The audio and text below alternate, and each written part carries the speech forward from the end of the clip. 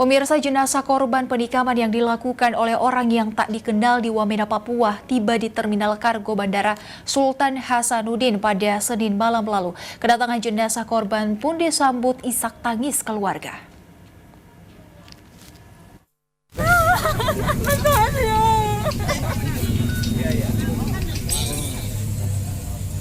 Isak tangis keluarga korban penikaman oleh orang tak dikenal di Wamena, Papua ini pecah saat jenazah korban tiba di Terminal Kargo Bandara Sultan Hasanuddin, Makassar pada Senin malam. Korban yang diketahui bernama Dery Datu Padang, 35 tahun ini merupakan warga asal Toraja Utara, Sulawesi Selatan yang sudah merantau di Papua sejak tahun 2013 dan bekerja sebagai buruh bangunan.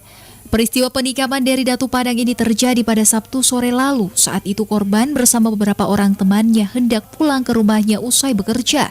Namun saat di perjalanan, korban tiba-tiba disergap oleh orang yang tak dikenal dan langsung menusuk korban dengan senjata tajam. Saat peristiwa kerusuhan di Wamena, korban sempat dipanggil untuk mengungsi. Namun karena adanya jaminan keamanan dari pemerintah dan aparat setempat, korban bersama puluhan warga asal Toraja Utara lainnya tetap bertahan.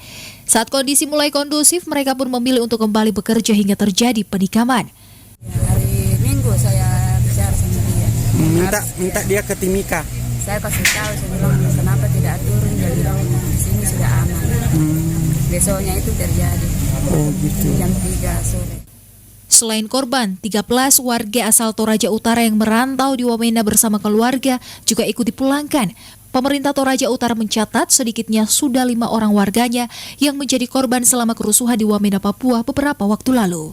Beliau secara tiba-tiba naik kendaraan roda 2, naik motor boncengan dengan temannya.